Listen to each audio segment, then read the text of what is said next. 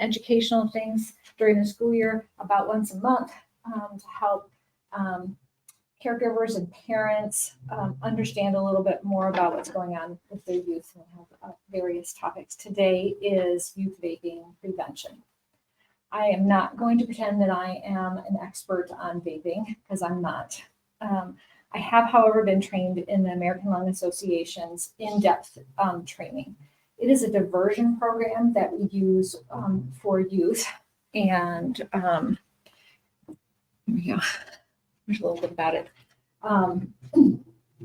So if a youth in the middle school or the high school get caught vaping their first time, we offer them this educational program that we're hoping sort of gives them some insight and education, and that mitigates any consequence or some of the consequences. They may still get some suspension, but it's less than what it would be. And if it goes to court, we'll sometimes still cite them, but then Judge Cruz will throw it out if he knows that they've been through InDepth. So it's a sort of their get out of jail free card in terms of that. So trying to do some intervention as opposed to jump to punishment is really what we're looking for. InDepth focuses on 4 things. It's actually 4 sessions that can be up to an hour long each. It's meant to be in a group. I clearly have condensed it significantly for this, but it has 4 different parts. There's some facts about tobacco. It's not just vaping, it's a tobacco program. And because vapes that are used for e-cigarettes have tobacco products in them, they're under this category. There's a good amount of information about nicotine dependence, because that's a really important piece for kids to understand to make best decisions for themselves. There's a section of the InDepth that explores sort of the whys of use. And it really has to do with a youth being able to understand what purpose vaping serves in their life. What's it doing for them? Because it has to be doing something for them or they wouldn't be doing it pretty much. So what is it doing for them? What's going on with that? And then really looking at alternatives and that decision making. So there's some alternatives as well as sort of looking ahead in your life and what kind of life you want. So some is just that basic decision making. InDepth is not a cessation program. So it is not meant to get kids to stop vaping. It's meant to get kids to make better choices so that they don't vape at school and get caught and get in trouble. So that's where our focus is. And it's really meant for that so that you're not doing pushback. People aren't going to quit until they're ready to quit. And so you have to sort of start leading them a little bit to think about what's best for themselves. Okay.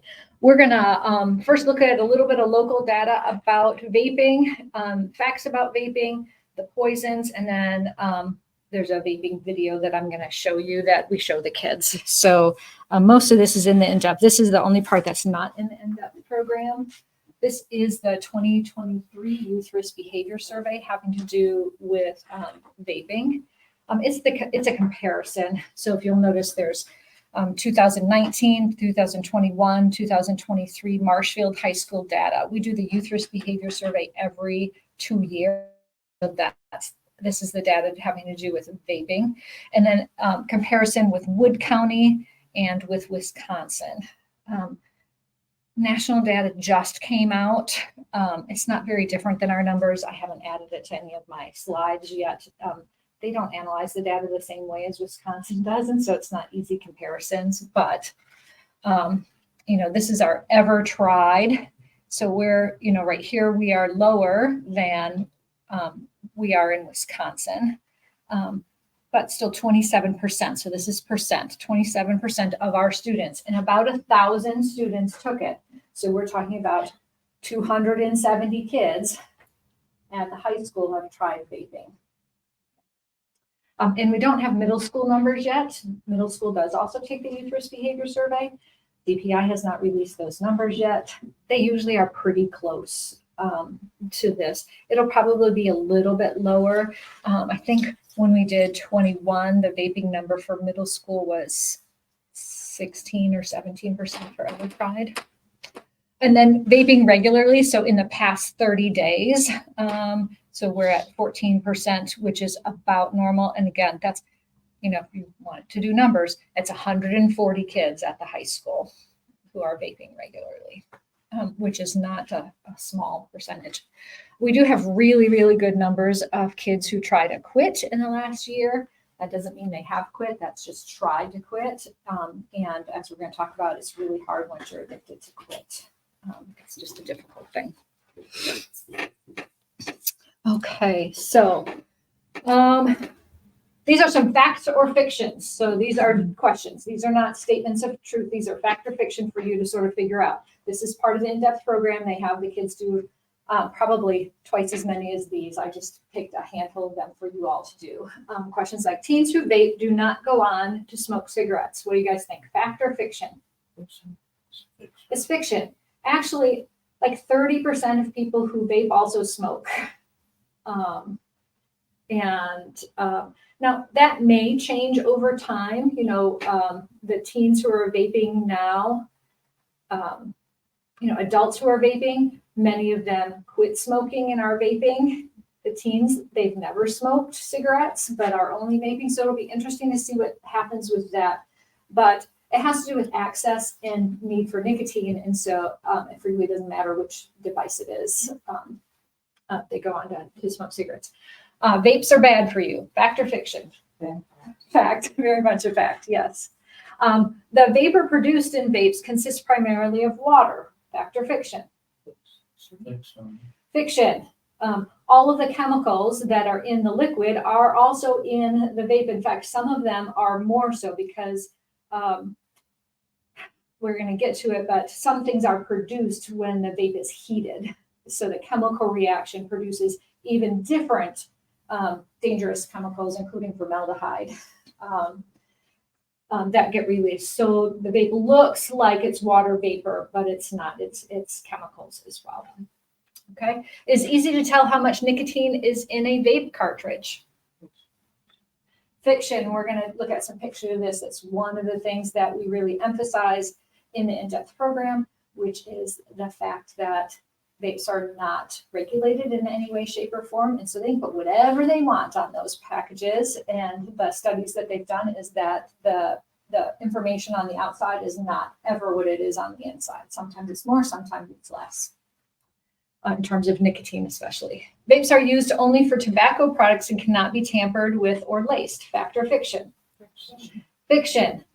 So we've seen an increase in THC use with vapes, as well as, you know, one of the problems in today's society is I'll call it the drug supply, although that's a harsh term for vaping, is not stable now. Like there's a lot of uncertainty in the supply, meaning you can get something that's tainted pretty easily, especially if you're talking about THC things. But if you don't get something reputable, it could easily be tainted. And if it's tainted with fentanyl, then that is a crisis for somebody. So, and it's very easy to tamper with the vapes.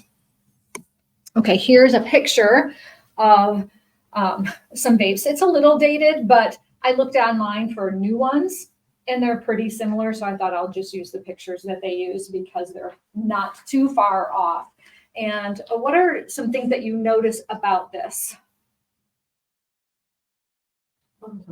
Fun colors. They're clearly, vapes are clearly marketed towards the young, with the flavors, with the, you know, just the pink and fun kinds of stuff that's going on, marketed towards younger people for sure. Even the name, Juicy Vape Juice. Exactly. The names, and yeah, so vape tobacco is targeting the young. In the video that we're going to watch, there's a little blip about that I think is really impactful, having to do with that marketing and how that works. The other thing is, of course, they're not regulated and the labels are unreliable. So this has some different things on here, that doesn't mean that's what's in them. And it's really hard to know what in the world does that mean anyway, right? And again, studies have shown when they've tested various vapes that they are notoriously inconsistent with whatever the labels are, frequently having significantly more nicotine in them than advertised. And ones that say they're nicotine free frequently have nicotine in them. So even if someone thinks they're going nicotine free, they are likely not. I apologize if I keep walking back and forth, but this is the best way to do it. There's some things in there. This is one of the sheets that are given to kids, danger, poison, poison. These are some of the things. Now, the sheet that's given to kids has, it's much longer than this, but it has all tobacco products. So there's tar, which is not in vapes. It is in regular cigarettes. That's sort of like what people thought the benefit of vapes were, that they didn't have the tar, which is what's produced when you actually burn the tobacco leaf. But that doesn't mean there's not other things, and sometimes even worse things. Some of the things that are particularly bad, have to do with the flavorings. Some of the sweet flavorings produce things that can cause irreparable harm in the lungs. And again, because there's no regulation, it could be just about anything. Yeah. And these are names of things that people know are poison. So even kids know formaldehyde and arsenic are poisonous, and ingesting them in any kind of way is dangerous. All right, here's my video. What do I need to do?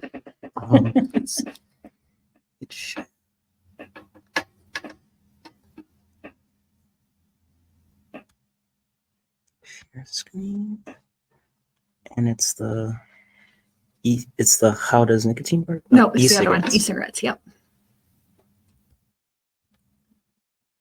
Share. And You get the sound there.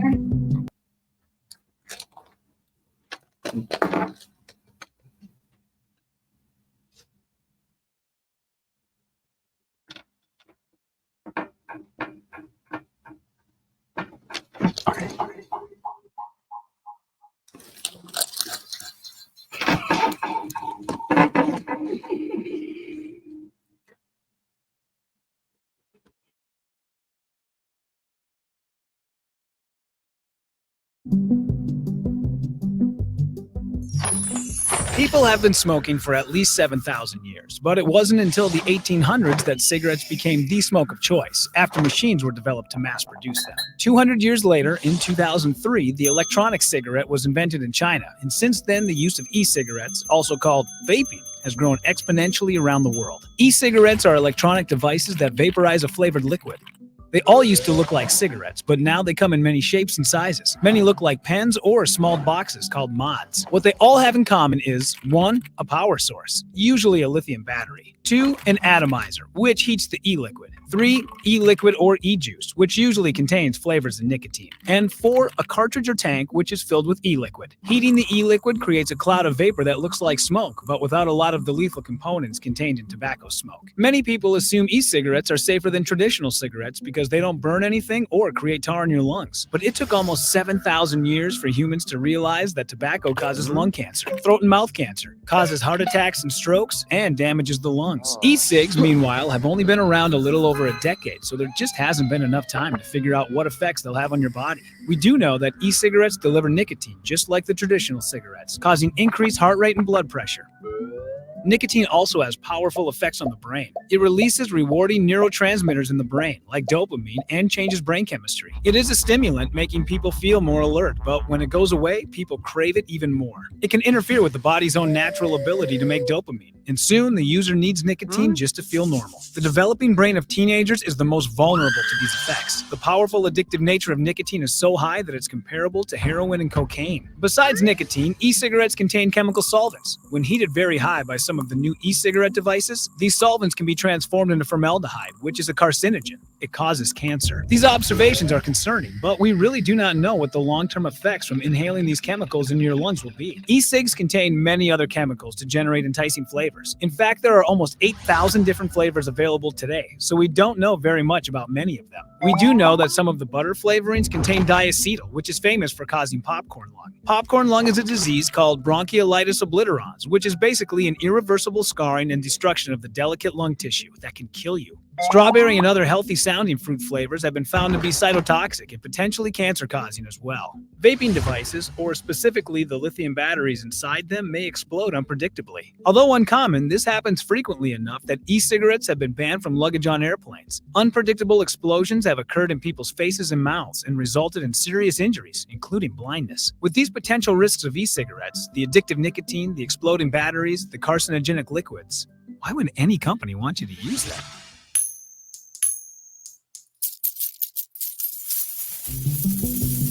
Sales of e-cigarettes approach $8 billion per year and are increasing. The truth is, tobacco cigarettes kill about 50% of people who use them. So tobacco companies, known as Big Tobacco, need to keep recruiting young people to become addicted in order to stay in business. Here are some actual documented quotes from tobacco executives. "We don't smoke that shit. We just sell it. We reserve the right to smoke for the young, the poor, and the stupid. The base of our business is the high school student. The fragile self-image of the young person needs all the support it can get. Smoking may appear to enhance that self-image. Studies show that when people start to smoke in their teens, they become addicted and stay smokers as they grow older, even those who swear they will never become addicted. Many of the same strategies that Big Tobacco used to hook your grandparents into smoking tobacco cigarettes have simply been modified and are being used today with an e-cig in place of a tobacco cig. E-cigarettes come in candy and dessert flavors like Skittles, gummy bears, and vanilla cupcake, directly aimed at teens. Ads always show thin, beautiful people vaping. Even the strategic use of humor is being successfully used to get customers on their side. The bottom line is that we are all faced with important personal choices every day. We don't yet know everything we need to know to make informed decisions about many things, but we can resist being manipulated. Take your time when making your own personal decisions. It can make all the difference.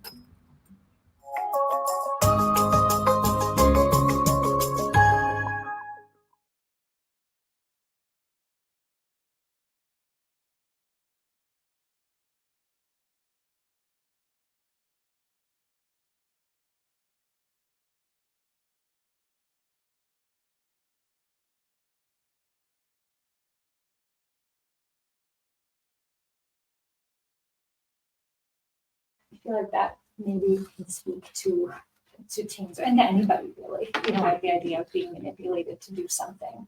But it shows a lot of really good information. Okay, so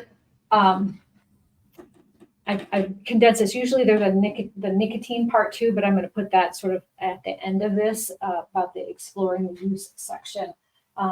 The other video talked about nicotine use, but there's a specific video about the mechanism, you'll like it, having to do nicotine use and why it's addictive, that I think is really good. So we do a couple different things to help kids explore their own use. We use this sheet, it's called a NIC check. I will tell you, we ask kids to fill it out. I haven't had one ever fill it out, but we make them talk about it and think about it anyway during the groups, which is, write down when you're using and sort of what's going on at the time for yourself. So it's all about sort of that self-exploration because everybody's use is different. And I will tell you, when I did the InDepth program, many times kids would start out, it wasn't mine. Someone just put it in my backpack or my friend handed it to me. Always a story of it wasn't me. And usually by the time we're at the end, they're explaining their own use because there really aren't very many kids who just happen to get it handed to them by their friend. They've tried it as well. So the idea is pay attention to when and how you're using. So we want kids to think about that because once they understand their own use, that helps them make better decisions for themselves about what to do next or how it impacts their life. Then we talk a little bit about their own tobacco style. So places where you vape, what your emotions are before and after vaping. Are you with others or are you alone? What time of the day?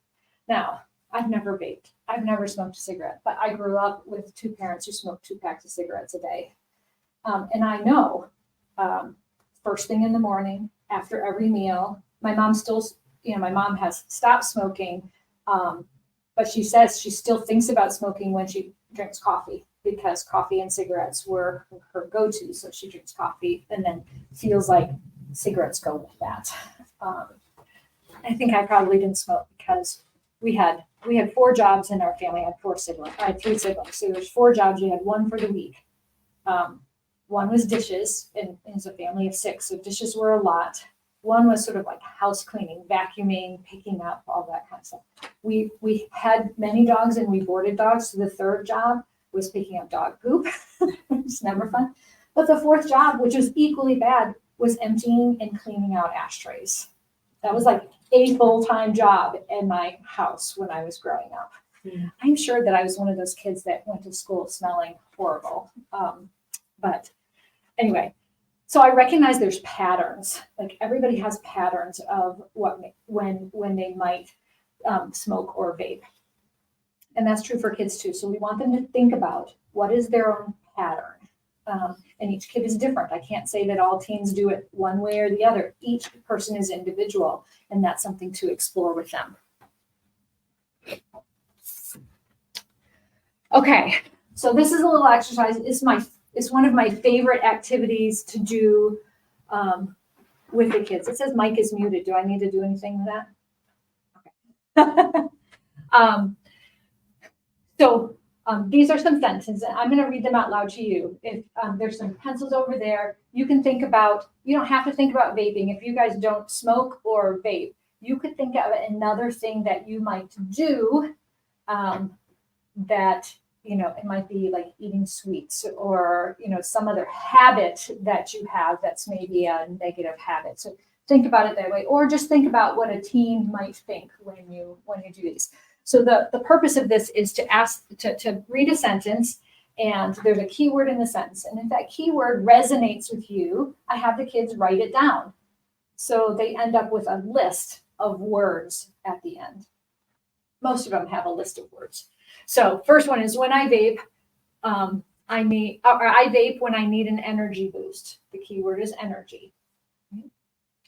I vape in social situations because I am, what's that word?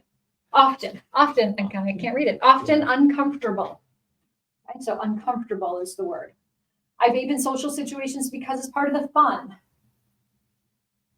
Fun is the key word, right? I find vaping relaxing. So relaxing would be the word. Vaping is part of my social life. My friends use these products too. Social. I vape to handle stress. When I get upset, I want to vape. We're being upset. I enjoy the process of vaping. Enjoy. I'm an automatic vapor.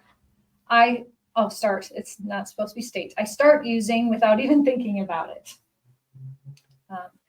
I get a gnawing hunger or craving if I have not vaped in a while. And when I can't vape, I often have an overwhelming desire to use.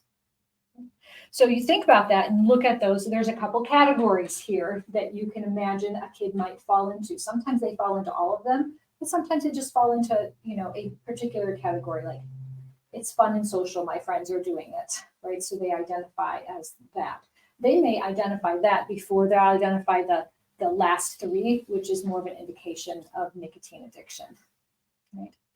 But we do also have a good number of students, probably over 50%, that say that they use vaping as a coping strategy, right?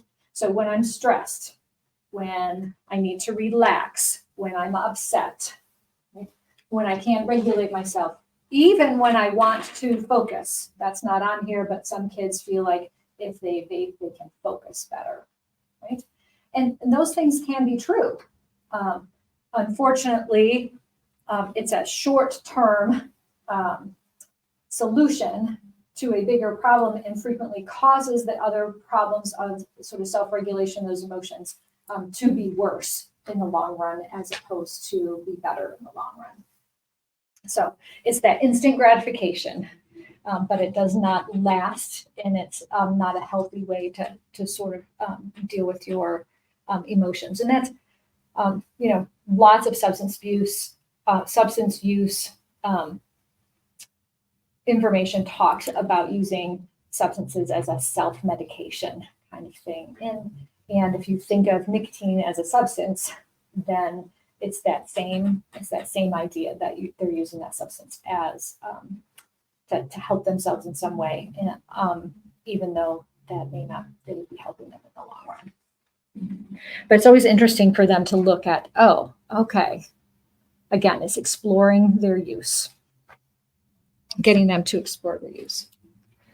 Then there's a very specific sheet about nicotine addiction, and these are the 5 questions that they ask on that, and they ask a kid to rate themselves on this. I feel like I have to vape in the morning before school.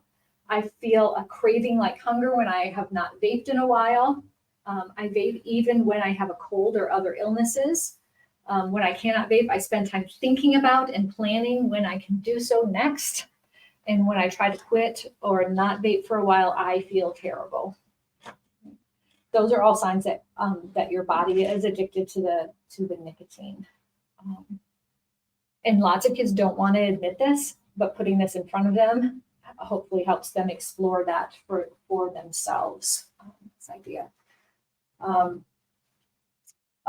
The thing that I think that I wanted to mention about this is it's very interesting. I have very mixed feelings about it, because if you're in the what I would call harm reduction world, which is, people use substances, how do we keep them from really hurting themselves? And it doesn't usually apply to vaping, but to bigger substances, obviously, needle exchange programs, those kinds of things, right? There is, some thought in my head. We are having kids come to school who are very addicted to nicotine, and then they don't have access to it. And I will tell you that they are having withdrawals during the day and feeling really irritable and crabby and horrible, partially because if they don't have that fix, they can't, they can't get past that. It's really, really difficult. It is a physical thing. It's not just I have feelings. It's all combined because it's physically in their body. So there's no good answer to that, because we don't want them vaping at school. We don't want to encourage them vaping at school, but we have to recognize sort of what is being created as well. So we have to get them to give up the vaping if at all possible. And I literally have had high school students who I knew vaped, and I remember working with a kid, and we were working on like a financial aid application or something like that. And his legs started going, and he just was clearly, and he's like, I just need to walk out to my car. And he was 18 already. I'm like, if you need to walk out to your car, walk out to your car. I wasn't going to stop him. I knew what he was doing, but at the same time, he could not do the task that I was asking him to do in any way, shape, or form. So, all right, next video.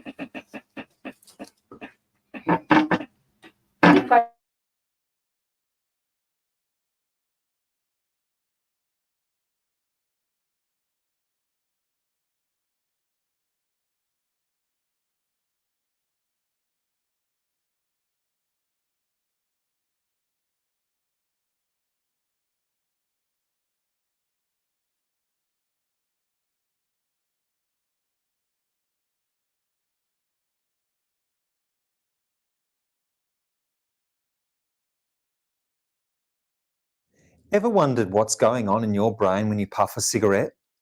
This is a tale of 2 chemicals, the nice and the not so nice, and what happens when they meet. Nicotine is fast and it's sneaky. Like an Olympic sprinter, it races into the lungs. From the lungs, it enters the blood and reaches the brain within seconds of that first puff. The brain is made up of many cells called neurons. Nicotine actually affects pathways in the brain called the reward pathway. The reward pathway is a normal and important part to our survival. It's the area of the brain which makes us feel good every time we eat or do something we enjoy. Once nicotine arrives at this area of the brain, nicotine attaches itself to the receptor on neurons, like a lock fitting in a key, and this wakes up the reward pathway of the brain. This is where dopamine comes in. the nice chemical. When the reward pathway is activated, dopamine gets released and we feel warm and fuzzy and satisfied. However, too much repetitive stimulation of the reward system can be dangerous, especially with nicotine. Nicotine hijacks the reward pathway, attaching to a nicotine receptor to release dopamine and convincing the brain that we need another cigarette. Every time we smoke, we get that feeling of reward, and so we do it more. This sets up an unhealthy pattern as nicotine tricks the brain into activating those warm and fuzzy feelings with every puff. This causes changes in the brain over time. The longer you smoke, the more and more receptors are created, and each one is craving its nicotine fix. Over time, the body learns that it needs nicotine to feel good, but it can never get enough. That's why it's so hard to quit. The longer we smoke, the stronger the cravings for nicotine become.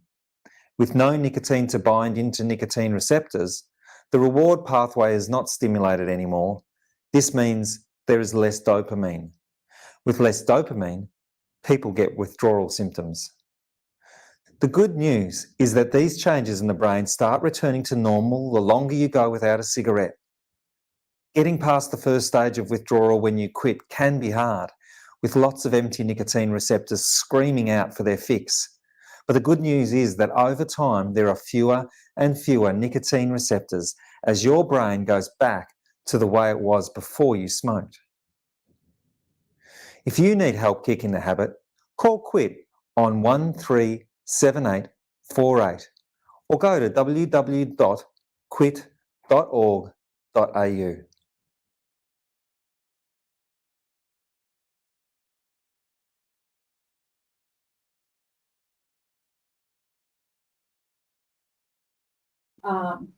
But for some it's longer. My mom drank cigarettes for much longer, but she smoked from the time she was 12 till she was 50. So that's a long time. So Is that video on YouTube? Hmm? Is that video on YouTube? I'm sure it is, but I can send you the links to the videos. Absolutely. I think both of them are really good. And I think they're engaging for students, as you can imagine. That's an easy way for kids to understand without me just talking to them about it, how nicotine works, because it's super simple how that works. And that it's a little scary as well, because as he said, it's fast. So it can become addictive relatively quickly for a kid. Okay, so we do sort of all that information and exploring for themselves, why do they think? And I'm sharing this with you all because these are conversations you could have with a teen. These are conversations and things that you can talk to somebody about if you want to, because you can't solve a problem unless you know sort of the why behind the problem, right? So if vaping is related to coping with negative feelings or with difficult feelings, then the solution is different than if vaping is primarily because all my friends are doing it. Still problematic, probably some overlap, but some different solutions that you might have related to what's going on. And not just you, but the student, the teen has to have ownership in this. And so it's different solutions for them as well. So the next part of the InDepth program talks about what are some alternatives? What are some ways to help? And then I have some cessation programs, which is also copied over there. Okay, this is not part of InDepth either. This is my own little model, which I really like, but you don't have to like. There's lots of ways to look at coping skills. There's lots of different models in 6th grade and in middle school. We teach DBT, dialectical behavioral therapy, which has an acronym called ACCEPTS that tells you all different kinds of coping skills using that acronym. I couldn't tell you what they all mean because I never remember, but they exist. In my mind, coping skills sort of fall in these 5 categories. And this is an easy way for kids to think about coping skills as well. And I'll tell you, some coping skills go into multiple categories. They're more than one thing. So lots of teens, most young people use a lot of distraction, right? They cope by using distraction. Actually, so do a lot of adults. This is the primary thing that people do. And it's a great way for coping. As with anything, if you do it too much and you never deal with your feelings, then it can be bad. So I'm going to put that caveat out there. But distractions are pretty good. You know, maybe somebody watches TV, or maybe somebody reads a book, or somebody listens to music, or likes to draw, or plays a game, or whatever all of those things are that sort of distract your mind. I try to talk kids into that homework is a coping mechanism because it distracts your brain. And it is. They don't always like to hear that, but it's a really great coping mechanism if that's what you use, right? But if I put, so I have kids fill this out, and I have them put 3 or 4 in each category that they can think of. The idea about coping strategies is that everyone needs a toolbox, right? A toolbox of coping strategies. If you only ever do one thing, say vaping, that's sort of like me saying, I have a toolbox and there's only a hammer in it. But if I say, I need you to build me a shelf unit, right? And that's my task. Can I do that with a hammer? I can do some pieces of it, but I can't really make a good shelving unit with a hammer only. You have to have more tools in your toolbox, because sometimes one doesn't work, you got to try another. Sometimes you can't use one in a certain situation. I like to tell kids, one of my favorite coping mechanisms is vacuuming, my strategies. If I'm mad, vacuuming really helps. Now, there's biology behind this, because when you stimulate sort of your vestibular system by pushing and pulling, that really helps you regulate. And they have exercises for kids where they push on walls and they pull on things. Vacuuming simulates much of that. So that pushing and pulling really helps me. But if I'm in traffic and I get really angry at a driver who cuts me off, can I vacuum? No, I can't. I can think about vacuuming, and sometimes I'll do that, but I can't vacuum. You need to have enough tools in your toolbox that you can do them in various situations, and you have enough that if one fails, you can do the next. Frequently, the first thing you try does not work. You have to go on to the next one and the next one and the next one. You're going to have favorites. You're going to have ones you can do at school, ones that you can do at home, ones you can do in front of your friends, ones that you do in private. But you have to have a big enough toolbox. So there's physical things, and those are everything from movement kinds of things to breathing and relaxing, anything that you do with your body. There's sensory things. Think about all your senses, right? It could be scented candles or lotion. Lotion's a good one because you can smell it, and then you have the touch sensation too. Petting your pets. That's one of the reasons why pets are so therapeutic, is that sensation and having that sensory input. A soft blanket. Music again. Music is a really popular one. The InDepth program actually has a whole music section, which we usually skip over, I'm going to be honest, because not all teachers allow music, and we don't want to teach kids, listen to your favorite music at school if the teachers don't allow listen to your favorite music at school. So we talk about it, but we don't do the whole exercise that the InDepth has. The one that's the hardest for kids is the thought section. So I usually sort of skip over that and then go to the connectedness or service, things that you do, who do you connect with, and we make sure we talk about people you go to talk about problems, but who do you go to just to feel good and to have a positive connection? You don't have to ever talk about any problems. They're just people that when you're with them, you feel better as a person. And so that's totally okay. Or things that you do, volunteer work, work, any of those kinds of things, right? And then we go back to thoughts. Okay, that's a hard one. And then we have a conversation about, you have thoughts in your head all of the time. All the time you are talking to yourself.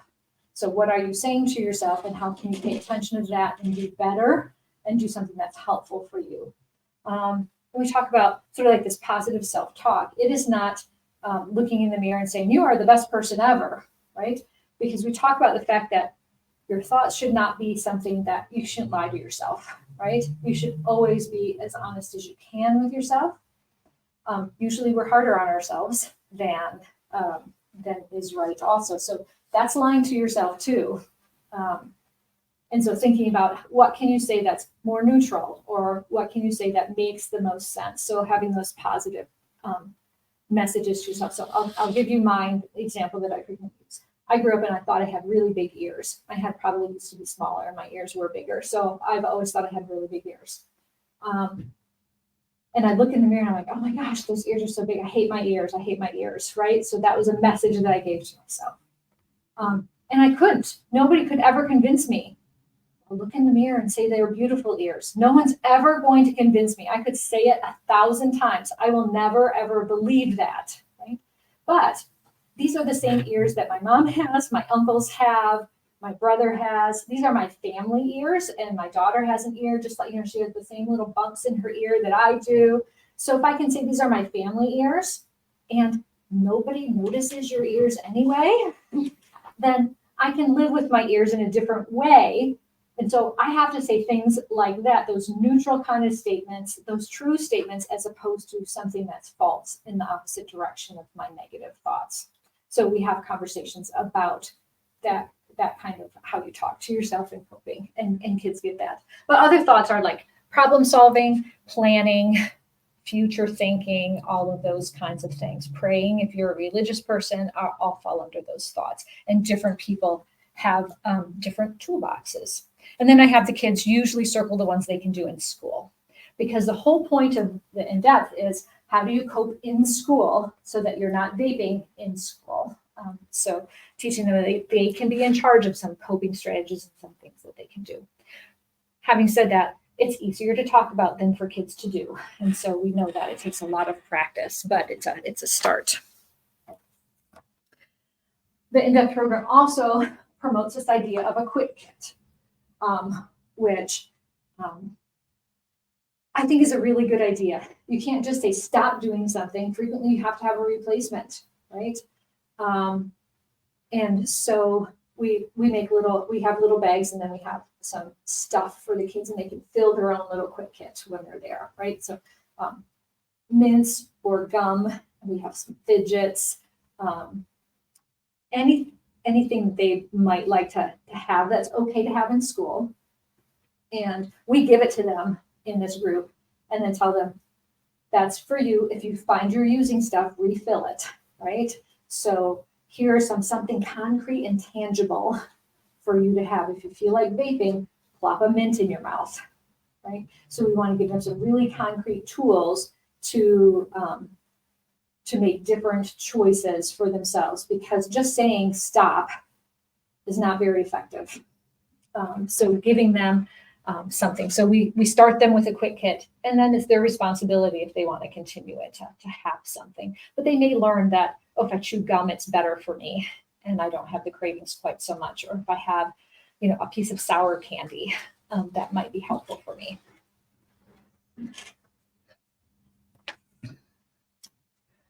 There are some cessation programs. The American Lung Association has a program called Not on Tobacco.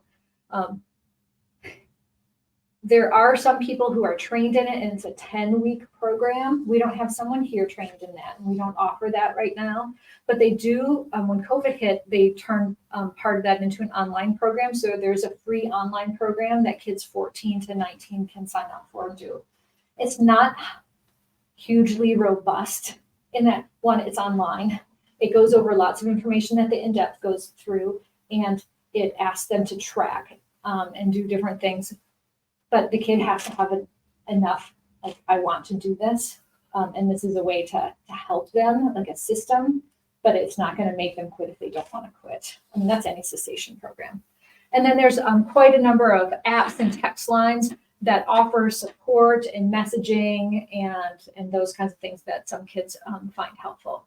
I've also had kids, there's some apps that I don't have listed on here, and I don't even know the names, that are tracking apps. So they keep track of whether they vape or don't vape. And so then there's sort of like a little bit of a reward when they see that they've done well.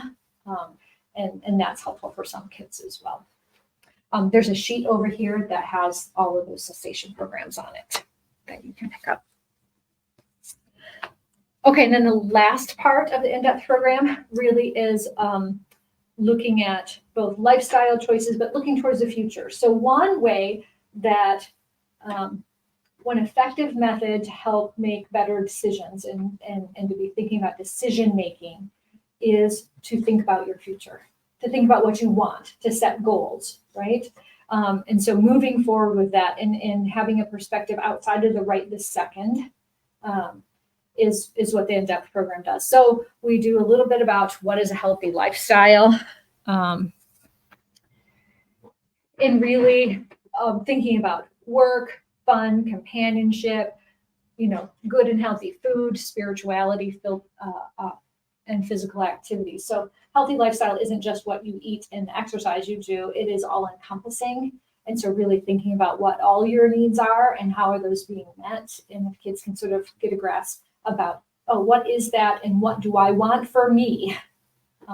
Sometimes that can lead them to make different choices about what they put into their body. Okay. And everybody has sort of different ideas and different priorities having to do with that. And we just need to know that each kid has to have their own. And the more that they can own that and decide what they want for themselves, the more chance you have for change. When it's imposed on them, there's resistance. Then there's an activity. They actually have, it's a slightly different activity than this. They have InDepth has the kids do a picture of like their dream world, what they would like their world to be, and then how that's different with vaping. I will tell you, kids can't see the difference very much, so we don't do that activity because it's really hard for them to pick that out. So I really think about, I want them to look at what's your life like in 5 years, 10 years, 15 years. They can do that. I will tell you, I haven't met very many kids that can go beyond 15 years because they think 15 years they are an old person at that point. And I remember this. I can actually relate to that. I was born in 1965. So the year 2000, I turned 35. And when I was a kid, I thought, oh my gosh, I'll be an old person. I literally thought I will be old in the year 2000. I was 35. I was not anywhere close to old, but it's sort of funny because I remember very clearly, like in school, we must have had to do some sort of project where we were thinking about what we were going to do in the year 2000. It wasn't what I thought. Anyway, I usually have the kids look at, what do you want your home to be like? Do you want your own apartment? You hope to live in a house. Where might you be? Are you staying in Wisconsin? Are you moving someplace else? What would you like? Usually in high school, 5 years is like right after college, right? Or in college. 10 years is sort of in their 20s. 15 years is in their 30s. They really can't go beyond that. But thinking about these things, and some kids can only do the first two. But what kinds of relationships do you want? We talk a little bit about the fact that vaping and substance use might limit your choices of partners because not everybody wants to be with somebody who's using a tobacco product. That's just the reality of things. So there's things like that. And then health, obviously, talk about how do you want your health? What do you want that to be? And you're impacting that now by the choices that you make. What kind of career do you want? What kind of activities do you want to do? And they like doing this. This is fun for them, but it really gets them it gets them to think about, what do I want for my life? That changes just how you make decisions when you start thinking about what you want in the future. It changes your decisions for right now, and that's the point of this exercise. Okay, strategies for parents and caregivers. There's no magic answer to this. Again, nicotine is very addictive. Kids tend to hide nicotine products and vapes in particular, and parents aren't very good at finding them because they're easy to be hidden.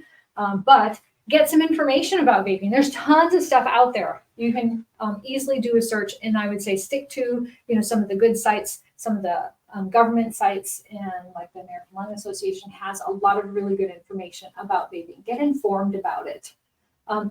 Pay attention and listen, or pay attention to what your team is doing. So if they have to go have a private moment, every however often, then something might be going on. And it can get bad. I have a brother he's in his 30s, so he's my younger brother by far, but he's not young anymore. He's a vapor. And I was visiting with him last fall, and he has a I met his new son, and we were just sitting in his living room, and he didn't obviously have a vape out. I didn't even think too much about it, but about literally every 30 seconds, he had his sleeve up and was vaping. About every 30 seconds. So once somebody's addicted, there is that need, and you will notice a change in behavior and the need to go to the bathroom or the need to leave or the suspicious long sweatshirts and hoodies and things that hide things. Listen, I put that on because I think that's always important, because if you come at this in a punitive way, you may not be helping. So if you want to help, you need to listen and try to understand. That's sort of why we went through the different things about how to understand what might be going on with the vaping for a student. And then talk about vaping, other substances, focus on your child's needs and their struggles, share important information, especially about nicotine addiction. You certainly could even share your own stories about things and that kind of disclosure, but talking about things. There is a sheet over here called Small Talks. Small Talks is a statewide campaign that's primarily focused on alcohol, but all of the principles really follow any substances. It's about not sitting down and having one big talk, you know, when your kid's 10, to say, this is what I think about nicotine and this is what I think about tobacco, and then think you're all done. It's about having lots of little small talks along the way at different opportune times, driving in a car, while you're walking, when you see something on a TV show that is relevant, to have small conversations about it, none of them being the big talk that frequently their ears turn off of, right? Help problem solve. So if there's something going on that's causing stress or something going on that is distressful, what can we do to help that? Encouraging other coping strategies, and then of course exploring some cessation programs. I happen to know a girl who's a senior now, and she started vaping in 7th grade. Honestly, what I usually hear is between 6th and 7th grade, or between 7th and 8th grade is the time that kids who are vaping start vaping. And she struggled to quit and was in trouble a lot with her parents and got in trouble at school. And she's now been, I think she's now 120 days without vaping. But it has been a struggle, and her parents have tried to walk her through it. Like, they set good boundaries, but at the same time, they're treating this also like a medical issue, as it is. She's addicted to nicotine, so how do we deal with that? And their doctors have been super helpful with some different things as well. And we cannot prescribe any of that kind of thing or recommend it, but it definitely is an issue to talk to your family physician about, because there may be some things that can help. But joining your team to try and solve the problem is better than fighting about it in terms of trying to make a change. Okay, that is all that I have. If anybody is interested, I know, Ariel, you're interested in those videos, and I certainly can send them to you. If anybody else wants anything, feel free to contact me. Thank you all for coming. Our next Let's Keep Talking will be in November. We're not doing one in December because the holidays are so crazy. So we're going to do one in November. And we are going to team with the Wood County Health Department to talk about trends in youth mental health. So I'm going to give you, I showed you a little bit of the Youth Risk Behavior Survey. We're going to go over some more of that information and what that means for our youth here and what we can do about it, and hopefully get some ideas from you all about what we can do about it. So thank you for coming. I think I saw everybody sign in. The Let's Keep Talking brochures are here. This is a community survey about alcohol and other drugs. It's a pretty quick one. This is open. The survey's open through the month of November, I believe, but you could potentially win a $25 quick trip. This is through the Wood County Health Department. So they're doing that. I have a little thing about refusal skills. These are, again, in a kid's toolbox. How do you say no to people, especially if part of the issue is social pressures? Here's some refusal skills that are really good. The cessation programs. This is just some information for parents about vaping. That's pretty good information. And this is the small talk. Thank you all for coming. Thank you.